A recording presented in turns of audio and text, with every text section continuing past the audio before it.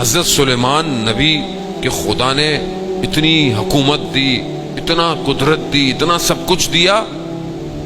ایک دن گزر رہے تھے کہیں سے تو دیکھا کہ دو پرندے، ایک نر ایک مادہ چڑیا، آپس میں گفتگو کر رہے ہیں.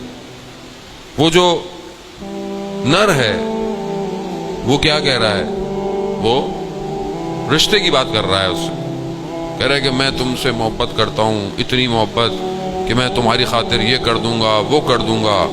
یہ کرتے کرتے کرتے یہاں تک آ گیا کہ میں سلیمان نبی کے تخت کو اپنے چونچوں پہ اٹھا کے اوپر لے جاؤں گا اور پھر اس کو نیچے پھینک دوں گا.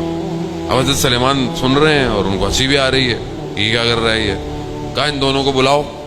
آپ کو پتا ہے حضرت سلیمان کو خدا نے ایسی حکومت دی تھی کہ ہر جانور کی بات، ہر جانور سے گفتگو، جن ان سب کچھ، ہوائیں سب کنٹرول میں تھی. تو جب دی تو بلاؤ اس کو. بولے کہ تم کیا باتیں کر رہے تھے؟ کہا نبی خدا میں. یہ تم نے کیا کہا کہ تم تخت کو ہوا میں لے جاؤ گے، نیچے پھینک دو گے؟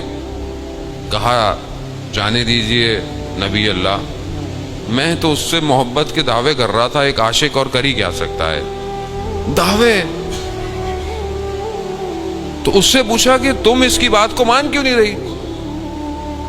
کہتی کہ میں جانتی ہوں یہ جھوٹ بول رہا ہے، یہ جھوٹ بول رہا ہے، اور نہ جانے مجھ سے پہلے اس نے کتنوں کو یہ بات کہی ہوگی.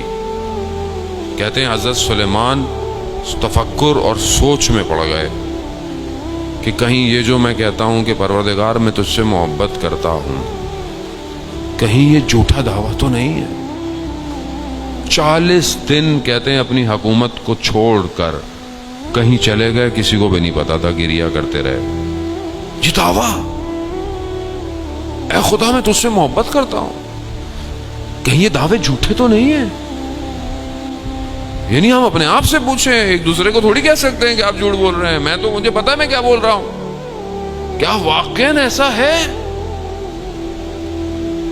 عزیزان محترم، یہی تو ہے کہ جب تک یہ ولایت وجود کو تبدیل نہ کرے، ولایت اپنی جگہ پر ہے، رہے گی، اسے کوئی نہیں ہلا سکتا.